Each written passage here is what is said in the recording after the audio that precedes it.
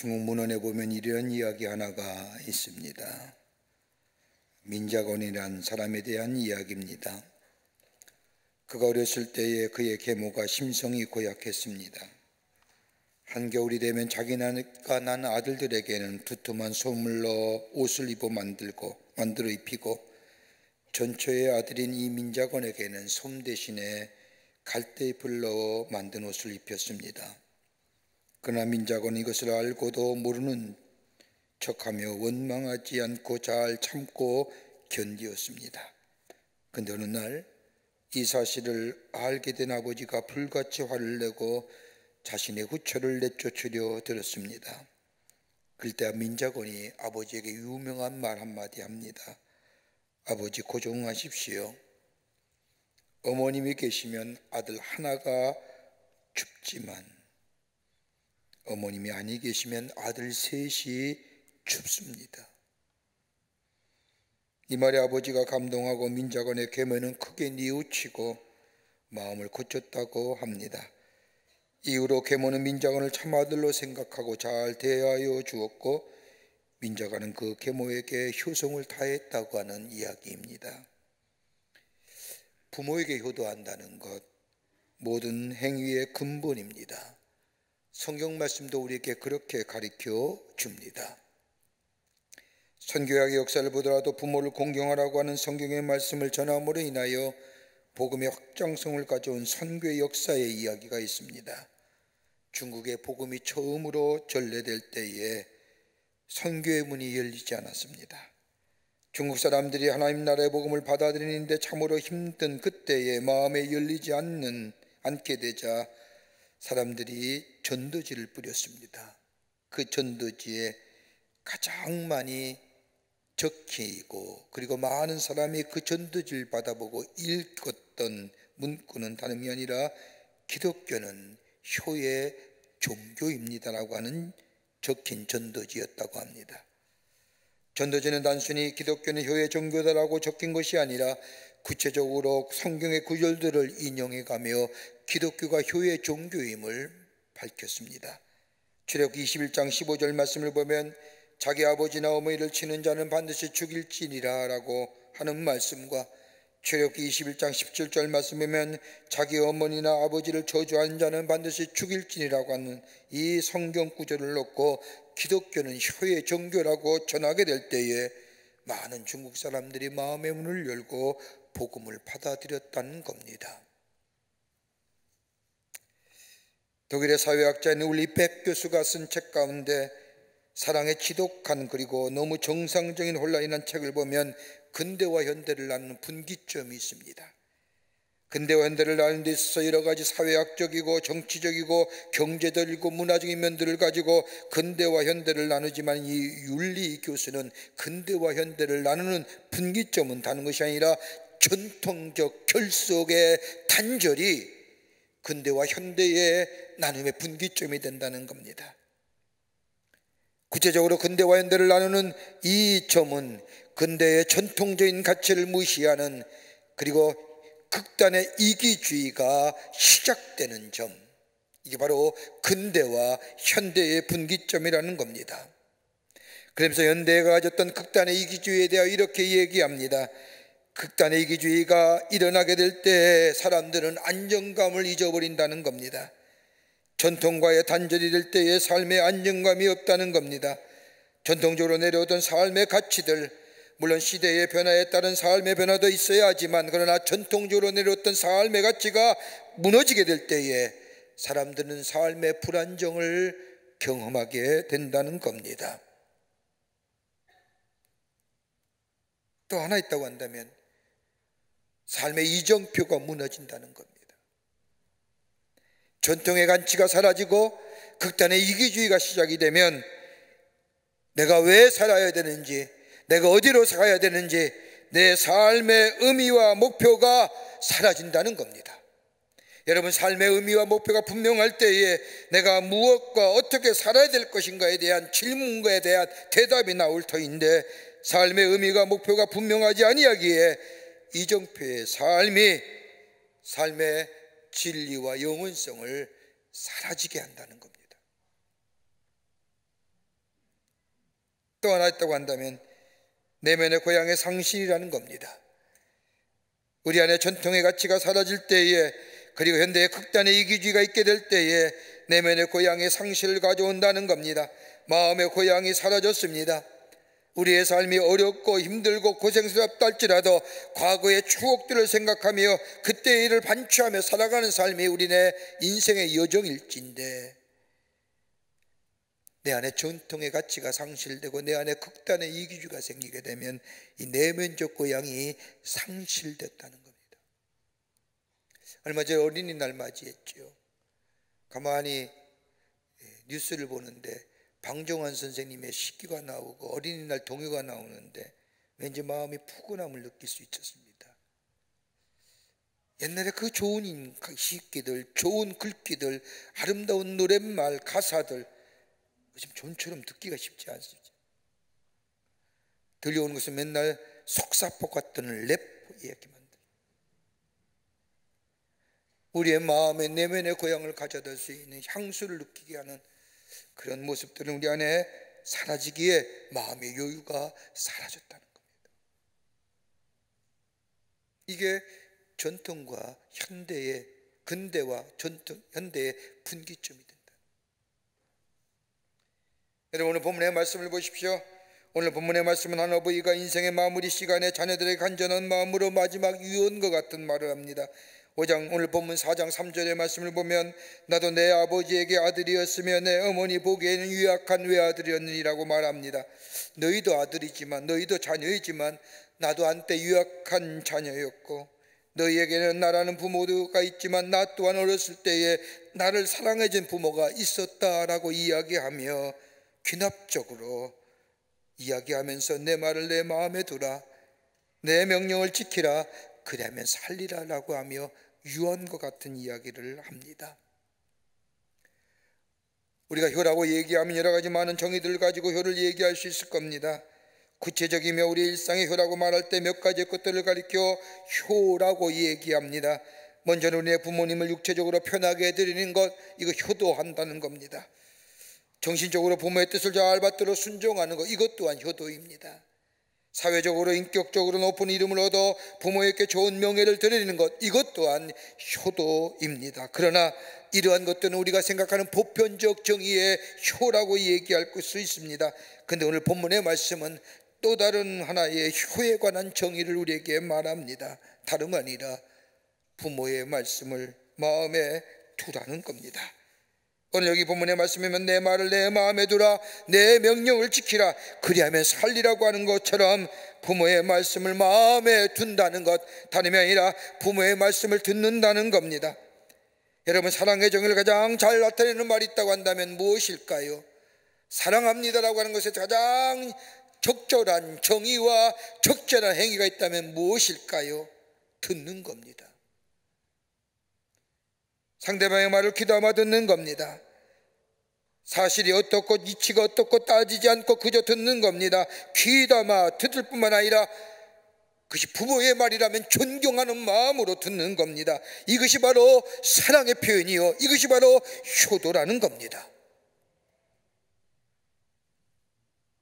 오늘 본문의 말씀은 지혜의 왕이라 불렸던 솔로몬이 세상을 떠나기 전 자신의 자녀들을 모아놓고 마적 유언과 같은 이 말, 내 말을 들으라. 오늘 어버이 주를 보냅니다. 우리 가운데 아직도 어버이가 살아계신 분도 계시고 또 안 계신 분도 계시고 또 가운데 병중에 계신 분도 계시고,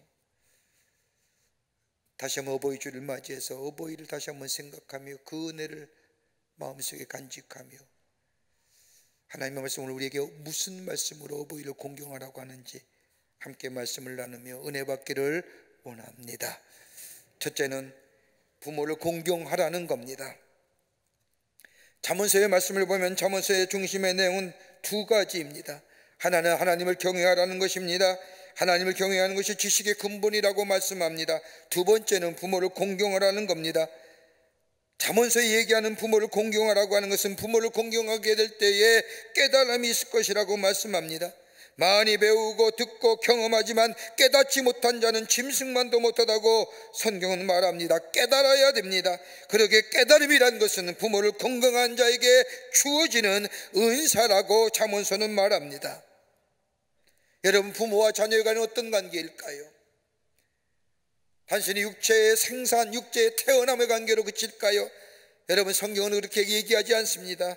부모와 자녀에 관한 숙명의 관계입니다. 내가 선택한 것이 아니라 선택된 겁니다. 그러게 영어의 성경을 보면 낳다는 얘기를 배어라고 얘기하지 않고 베제시라고 얘기하는 게 생명을 낳은 겁니다. 이게 숙명적인 관계입니다. 부모님이 낳아줘서 내가 존재하는 겁니다. 이 숙명적 관계가 동시에 선택적 관계로 발전합니다. 내가 어떻게 선택하며 사느냐, 그리고 한 걸음 더 나아가 이걸 하나님의 섭리 속에서 은총적 관계로 받아들여 사는 것이 하나님의 사람입니다. 우리를 먹여주고 입혀주고 공부시켜주고 무엇을 해주어서의 감사가 아니라 나로 하여금 이 세상에 있게 해주신 그 감사, 이거 1차적이고 이 감사가 우리 가운데 있을 때의 원초적인 효의 시작이며, 부모의 관계를 하나님이 주신 은총적 관계를 받아들일 때에 비로소 우리의 육신의 부모, 우리의 부모를 공경할 수 있다는 겁니다. 공경한다는 것은 높은 의미의 사랑을 말하는 겁니다. 연로해서 불쌍히 여기는 마음이 아니라 나에게 생명을 주신 것에 대하여 원초적인 사랑에 대하여 높이는 것, 이게 바로 성경이 말하는 공경입니다. 그러게 에베소 6장 1절과 2절의 말씀을 보면 자녀들아 너희 부모를 주 안에서 순종하라, 이것이 옳으니라. 내 아버지와 어머니를 공경하라, 이것이 약속 있는 첫 계명이니 이는 내가 땅에서 잘되고 장수하리라고 말씀합니다. 순종하고 공경할 때에 네가 이 땅에서 잘되고 장수한다는 겁니다. 순종한다는 게 뭘까요? 말씀을 듣고 기쁜 마음으로 따르는 겁니다. 순종이란 단어는 헤파크오테라고 얘기하는데 이 말씀은 하나님의 말씀에 순종하다는 뜻입니다. 그러기에 에베소서의 부모의 말에 순종한다는 것이 마치 하나님의 말씀에 순종하듯이 기쁜 마음으로 그 말씀을 듣고 그 말씀을 기울이며 기쁜 마음으로 행하게 될 때에 하나님이 잘되고 번성함의 축복을 허락해 주신다는 것이요, 또 하나 있다고 한다면 공경한다는 겁니다. 여러분, 공경이라고 한 단어는 헬라어에서 사람에게만 쓰이는 단어입니다. 불쌍히 여기는 마음이 아닙니다. 가치를 높이 평가하는 것입니다. 높이 섬기는 겁니다. 낮추고 사랑하는 것이 아니라 수평적으로 사랑하는 것이 아니라, 이만큼 우리 내 부모가 나를 사랑했으니 나도 이만큼 사랑한다는 의미가 아니라 가장 최상의 모습으로 우리 내 부모에 대하여 존경하는 태도, 이게 공경한다는 것이요, 이게 성경은 효라고 얘기합니다. 그러게 출애굽기 20장 12절 말씀을 보면 내 부모를 공경하라, 높여라, 가치 있게 높여라, 그리하면 내 하나님 나 여호와가 내게 준 땅에서 내 생명이 길리라고 했잖아요. 부모를 높이는 겁니다. 소중히 여기는 겁니다. 마지막 임종을 앞둔 부모들이 자녀를 향하여 이야기하는 말씀, 유언걸 말씀을 들어보면 그 말씀 한마디만, 여러분 유언 오래 하는 분, 길게 하는 분 별로 없습니다. 짧게 한마디 합니다. 그 말은 다름이 아니라 한평생을 자신이 살면서 경험하고 깨달았던 말이 대부분이라고 합니다. 마지막 숨을 거두기 전에는 말을 많이 하는 말이 아니라 딱 한마디 남긴 것도 합니다. 어떤 분은 마지막 숨을 거두면서 자녀들 앞에 얘들아 술 먹지 말라, 술 먹지 말라라고 외치며 죽었답니다. 왜요? 그분은 술로 인하여 고생한 분이기 때문에. 어떤 분은 마지막 숨을 거두면서 화내지 말라라고 마지막 말하며 세상을 떠나셨습니다. 이 말은 뭐예요? 이 말은 자신의 생애가 분노로 얼룩지고 아픈 사람이었다. 어떤 사람은 미워하지 말아라, 미워하다가 내가 죽는다라고 하며 마지막 숨을 거둔다고 합니다. 이것은 미움 때문에 한평생 가슴앓이한 사람입니다. 어떤 할머니는 마지막 숨을 거두면서 특별한 말 한마디를 남기고 돌아가셨다고 합니다. 이 할머니는 공부를 하지 못한 할머니입니다. 온 식구가 모여서 마지막 할머님의 마지막 모습을 보는데 할머니가 숨이 넘어가면서 이렇게 얘기하더라는 겁니다. 잘 들어라. 세상에 나쁜 사람보다 좋은 사람이 더 많다라고 말하면서 숨을 거두었다고 합니다. 세상에 나쁜 사람보다 좋은 사람이 더 많다고 하는 이 할머니의 말씀은 자신이 많이 배우지는 못했지만 자신의 삶을 돌아보니 세상에는 좋은 사람이 많더라는 겁니다. 한평생 자신의 생애를 정리하고 경험한 얘기 한마디 하는 겁니다. 어떤 아들이 예수를 믿지 않습니다. 끝내 안 믿습니다. 어머니가 얼마나 답답했는지 마지막 숨을 거두면서 아들에게 이런 말 했다납니다. 너 돈 있지? 네, 있습니다. 그러면 내가 부탁한다. 내가 너에게 예수 믿으라는 말은 안 할 터이니 교회 전기세는 네가 좀 내라. 그리고 어머님이 돌아가셨어요.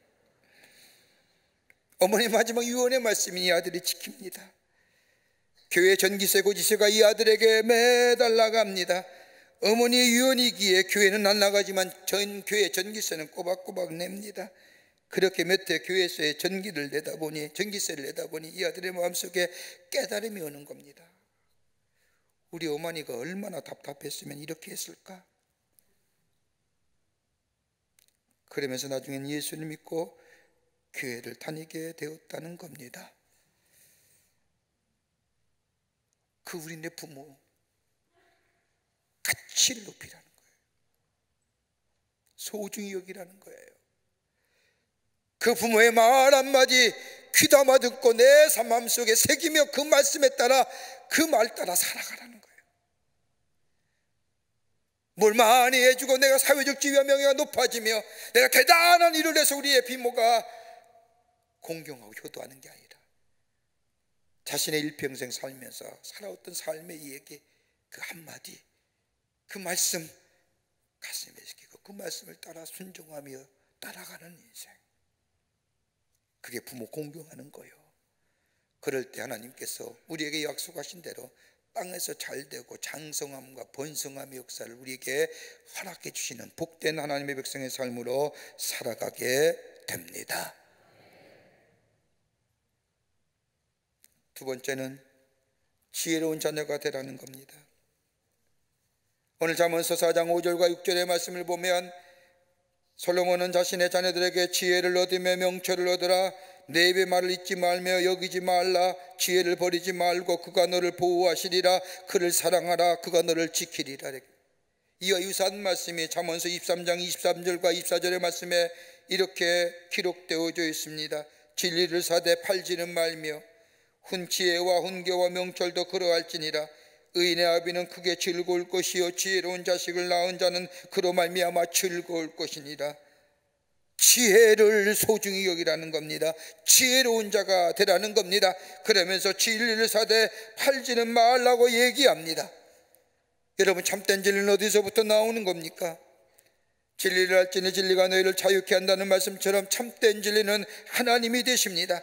여기서 하나님을 산다는 것은 물건을 사고 파는 개념이 아니라 하나님의 말씀을 잘 경외하며 그 말씀 따라 살게 될 때에 진리가 그 안에 있게 된다는 겁니다. 하나님을 잘 믿을 때에 참된 진리가 되시는 하나님이 안에서 의롭게 됨을 경험하게 됩니다. 아브라함이 의롭게 된 것은 다름 아니라 아브라함이 하나님을 믿게 될 때에 하나님을 아브라함을 의롭게 여기신 것처럼 하나님을 귀용히 여기며 하나님을 소중히 여기는 자가 될 때에 그의 지혜와 훈계와 그리고 명철이 있는 자가 된다는 겁니다. 이로 인해 아비는 크게 즐거워하며 지혜로운 자식을 낳은 자는 그로 말미암아 즐거움이 넘치는 어버이가 된다는 겁니다. 이렇게 얘기한 이유가 어디 있을까요? 솔로몬이 이렇게 말한 이유가 어디 있을까요? 열왕기상 2장 1절 이하의 말씀을 보면 다윗이 죽을 날 임박함의 아들 솔로몬을 놓고 유언의 말을 합니다. 2장 1절에 이렇게 유언합니다. 내가 이제 세상 모든 사람이 가는 길로 가게 되었노니 너는 힘써 대장부가 되고 내 하나님 여호와의 명령을 지켜 그 길로 행하면 그 법률과 계명과 율례와 증거를 모세의 율법에 기록된 대로 지키라. 그리하면 형통할지니라. 그리하면 하나님께서 이스라엘 왕이 오를 사람이 내게서 끊어지지 않게 하리라. 다윗이 죽으면서 아들 솔로몬을 앉혀놓고 이 말 이원의 말을 한 겁니다. 이 말을 들은 이 솔로몬, 다윗이 죽자마자 저 이스라엘 왕이 오릅니다. 그리고 첫 번째 한 일이 뭐냐? 다름 아닌 어버이 다윗이 남긴 마지막 유언에 따라 하나님 앞에 제단을 쌓고 일천번제를 드립니다. 하나님 앞에 제사 드릴 때 하나님이 솔로몬에게 나타나 말씀합니다. 너는 내게 구하라. 내게 무엇을 줄까? 솔로몬이 얘기합니다. 부도 영화도 권세도 아닙니다. 하나님이여, 이 백성을 다스릴 수 있는 지혜로운 마음을 주십시오. 하나님 마음에 꼭 맞는 것을 구하는 겁니다. 지혜를 달라는 이 솔로몬에게 하나님 지혜와 더불어 부와 장수를 더불어 주십니다. 여러분, 무엇이 솔로몬으로 하여금 지혜의 왕이 되게 했습니까? 하나님의 율례와 법도를 지키며 하나님의 지혜를 구하며 살라는 다윗의 이 소원이 솔로몬으로 하여금, 다윗의 이 간절한 아버지의 소원이 솔로몬으로 하여금 지혜의 왕이 되었습니다. 아버지로부터 보여온 겁니다. 하나님을 경외하는 자, 하나님을 소중히 여기는 자, 하나님 앞에 수직적인 관계 속에서 지혜를 얻고 사는 자. 여러분, 지식은요, 수평적 관계에서 얻어지는 경험과 배움에 있어서 얻어진 게 지식입니다. 그걸 발전시켜 나가는 거예요. 그러나 지혜는 위로부터 주시는 겁니다. 하나님과의 관계성 속에서 하나님을 경외할 때에 지혜를 주시는 겁니다. 여러분, 우리의 지식이 여러분 유한할 것 같습니까? 우리 지난 코로나를 겪으면서 얼마나 우리 지식의 한계성을 경험했습니까? 코로나 이전만 해도 일의 테크놀로지, 우리의 지식, 우리의 이성, 우리의 것들이 이 세상을 다 다스릴 줄 알았습니다. 그런데 미중류 같은 이 보이지 않는 바이러스가 우리 가운데 있었을 때 고작 우리가 할 수 있는 게 어떤 걸까요? 과학과 기술과 우리의 이성과 우리의 것들이 첨단을 달렸던 그 시대에 바이러스 앞에 우리가 할 수 있는, 인간이 할 수 있는 고작 뭐예요? 19세기의 전염병을 막기 위해서 우리의 입을 스스로 마스크로 가리고 거리뛰게 하는, 이게 답니다. 우리의 많던 그 지식들, 그 과학들, 그 첨단의 테크놀로지 어디 갔습니까? 고작 우리가 할 수 있는 방법은 뭐예요? 저 19세기에 했던 사람들처럼 우리가 스스로 우리의 입을 가리고 우리가 스스로 거리뛰기를 하고, 삶은 초스피드의 초과학 시대에 살지 모르지만 우리의 삶의 형태는 여전히 저 19세기에 전염병이 돌았을 때 했던 것과 똑같은 방식으로 지식을 자랑하는 거 아니에요. 지식은 우리의 수직평적 관계에서 얻어지는 겁니다. 그런데 지혜는 하나님과의 수직적인 관계, 하나님을 잘 섬기는 자. 오늘 솔로몬이 지혜로운 자들라고 하는 것이 하나님 잘 섬겨야 되리라. 내가 내 삶을 뒤돌아볼 때에 하나님을 잘 섬길 때 하나님이 내게 지혜 주시더라. 하나님과의 수직적인 관계 속에서 하나님의 본래와 하나님의 율례와 법들을 지키는 자, 그 부모를 귀히 여기는 마음에서 다윗이 얘기한 대로 지켰던 것처럼 부모를 긍긍하는 것이 지혜를 얻는 비결이요, 그것이 바로 하나님의 축복을 누리는 삶의 비결이라고 오늘 다윗은, 솔로몬은 자녀들에게 얘기합니다. 지혜를 얻기에 힘쓰는 자. 끝으로 부모의 길을 즐거워하는 겁니다.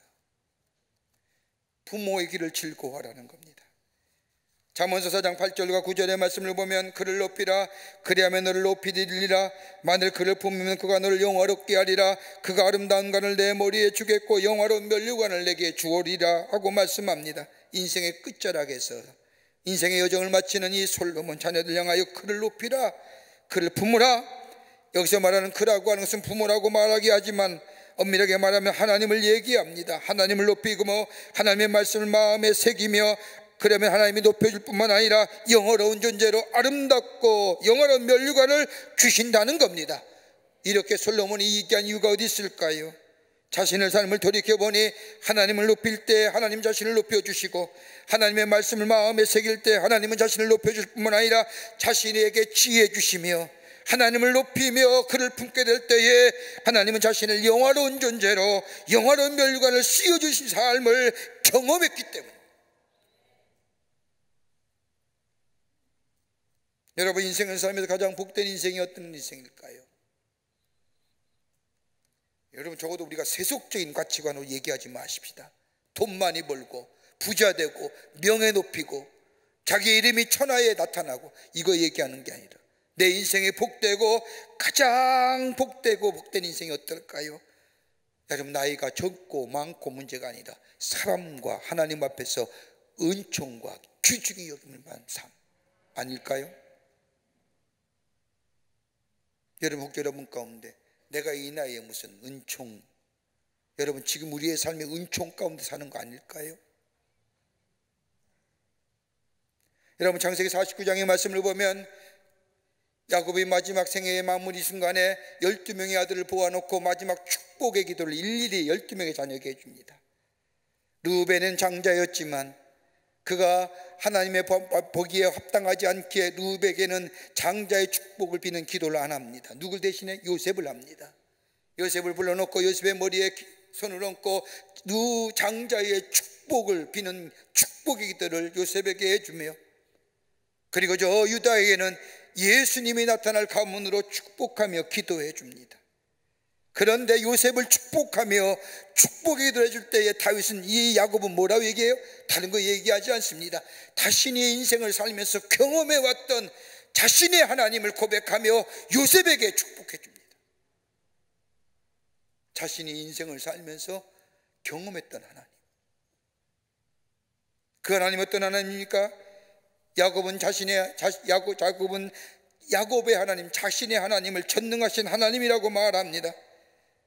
자신의 인생을 돌아볼 때에 하나님을 배반하고 나 몰라하던 그때에 나로 하여금 이 복되고 거룩한 자리, 이 많은 자녀를 주시고 나로 하여금 저 부족의 족장으로 삼으신 하나님, 내가 생각하는 도무지 될 수 없는 자였지만 하나님이 나를 이렇게 세우셨습니다. 전능하신 하나님. 그 하나님이 요셉 너에게도 함께 하기를 원하노라. 너와 함께 하셔서 너의 인생 길을 열어가시고 풀어가실 뿐만 아니라 축복해 주시기를 원한다. 또한 야곱은 자신이 경험했던 하나님, 목자로서의 하나님을 가지고 이 요셉에게 축복합니다. 목자는 양을 보호하고 인도하고 공급해 주는 것처럼 하나님께서 너의 인생을 살아갈 때에 하나님이 너의 인생을 보호해 주시고 인도해 주시고 공급해 주시고 복잡해 주시기를 원하노라 라고 하며 축복합니다. 또한 야곱은 자신이 경험했던 하나님, 이스라엘의 반석이신 하나님을 이름을 가지고 요셉에게 축복합니다. 자신의 인생의 자리가 울렁거릴 때, 바로 설 수 없을 때에, 갈팡질팡할 때에 하나님이 자신의 인생의 반석이 되어 인생에 흔들림 없이 걸어왔던 삶의 여정들, 그 하나님이 내 아들 요셉의 하나님이 되시오. 저가 인생의 걸음을 걸 때에 갈팡질팡하며 울렁울렁거릴 때에 넘어지지 아니하고 쓰러지지 아니하고 반석이 되시어 그의 인생을 흔들림 없이 붙잡아 주시는 하나님. 더 나아가 야곱의 하나님은 자신의 하나님인 도우신 하나님의 이름으로 요셉을 축복합니다. 도우셨던 하나님, 그 하나님이 자기를 돕고 자신을 인도한 것처럼 아들 요셉의 인생에 돕고 인도하기를 원한다. 축복합니다. 그리고 모든 일을 가능케 하신 하나님, 자신의 인생을 돌이켜보면 하나님의 축복을 받을 만한 존재가 아닌데, 복을 받기 얼마나 애썼는데 형을 속이고 아버지를 속이고 삼촌을 속이고 삼촌에 의하여 속임을 당하고 복 갖기보다는 고달픈 인생을 살았던 자신의 삶, 사람들에게 원수가 되고 미움이 되고 쫓겨나고 회복될 수 없는 삶이었지만은 하나님의 자신을 이렇게 세우셔서 베델로 옮기시고 베델에서 자신의 믿음의 조상으로 세우시고 베델에서부터 자신의 삶을 열어가게 하셨던 그 하나님, 그 하나님이 우리 요셉에게도 함께 하시오. 그 하나님의 은총이 도우시고 지키시고 반석이시고 인도하신 그 하나님의 은총이 내 아들 요셉에게 있기를 원하노라. 자신의 살아온 길을 가지고 자녀에게 블레싱하는 거예요. 우리에게 임하는 고백이 있습니까? 우리네 부모는 그 보복이 있습니다. 그러기에 부모의 길을 즐거워해야 합니다. 부모님을 기쁘게 해드리는 길은 부모님의 길, 그의 선택, 그의 철학, 그가 살아온 인생 기뻐할 수 있어야 됩니다. 여러분, 나와 다르기에 뭐 그따위로 살았느냐, 이렇게 해서는 아니 됩니다. 여러분, 가장 힘들고 어려울 때 우리네 부모가 고생하셨잖아요. 가장 힘들고 어려울 때 그분을 인정하는 겁니다. 그분을 부정하지 않는 겁니다. 미국의 16대 대통령이었던 에브라함 링컨이 대통령 취임 선서를 하기 위해서 단위에 섰을 때에 단상에 서자마자 한 상원의원이 일어나서 아브라함 링컨에게 이렇게 이야기하는 겁니다. 미스터 링컨, 당신이 어쩌다 이 나라의 대통령이 되었지만 옛적에 당신과 당신의 아버지는 우리 식구들의 구두를 만들기 위해서 우리 집에 들어들였다는 것을 잊지 마시오. 또한 여기에 있는 많은 사람들이 당신의 아버지가 만든 구두를 신고 있는 상원들이, 의원들이 있어. 그러니 당신의 출세가 어떻게 이루어졌는지를 잊지 마시오라고 그 수많은 사람 앞에서 에브라함 링컨에게 모욕을 주고 조롱하며 외쳤습니다. 이 말 들은 링컨은 조금 더 당황하지 않고 유명한 연설을 이어갑니다. 내가 대통령이 되어 첫 연설을 하기 전에 나에게 아버지를 생각하게 해주셔서 감사드립니다. 나의 아버지는 매우 창조적이며 멋진 예술가였습니다. 아버지보다 더 아름다운 구두를 만들 수 있던 사람은 이 세상에 없습니다. 내가 앞으로 어떤 정치를 하든 내 아버지가 위대한 예술가였듯이 그런 위대한 대통령은 되지 못할 것이라는 걸 내가 잘 압니다. 나는 결코 아버지를 능가할 수 없습니다. 하지만 여러분에게 한마디만 드립니다. 나는 훌륭한 구두를 만드는 사람은 아니지만 아버지로부터 배운 기술로 최선을 다해 여러분의 구두를 수선해 드릴 수 있습니다. 연락만 주십시오. 그럼 제가 언제든지 달려가서 여러분의 구두를 수선해 드리겠습니다.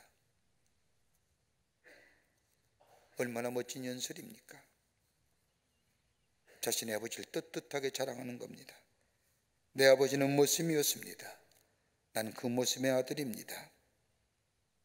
아버지의 직업, 아버지의 선택, 아버지의 살아온 생에 대하여 잘하셨습니다. 훌륭하셨습니다. 그 하시던 일을 나는 우러러 봅니다. 이것이 바로 공경이요, 효도하는 거예요. 기쁘게 해드리는 거예요. 주의 말씀에 순종하는 길입니다. 성경을 얘기합니다. 내 부모를 공경하라. 기쁘게 해드리는 겁니다. 그 말을 마음에 새기는 겁니다. 귀담아 듣는 겁니다. 지혜로운 자 되는 겁니다. 하나님과의 깊은 영적과 수직적인 관계를 통하여 위로부터 주시는 지혜, 그리고 부모의 길을 즐거워하는 겁니다. 이럴 때에 주께서 우리에게 약속하신 땅에서 잘되고 번성의 장수의 축복을 우리에게 허락하여 주십니다.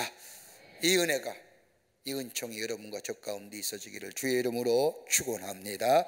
하나님 감사합니다. 저희들 주께서 사랑해 주셔서 하나님의 백성 삼으심에 감사합니다. 또한 우리네 육신의 부모 허락해 주심에 감사합니다.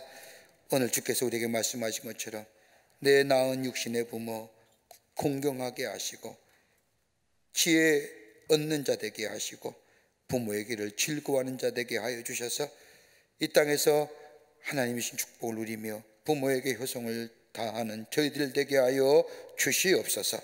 성령이 도우시고 인도하여 주시옵기를 원하오면서 예수님의 이름으로 기도하옵나이다. 아멘.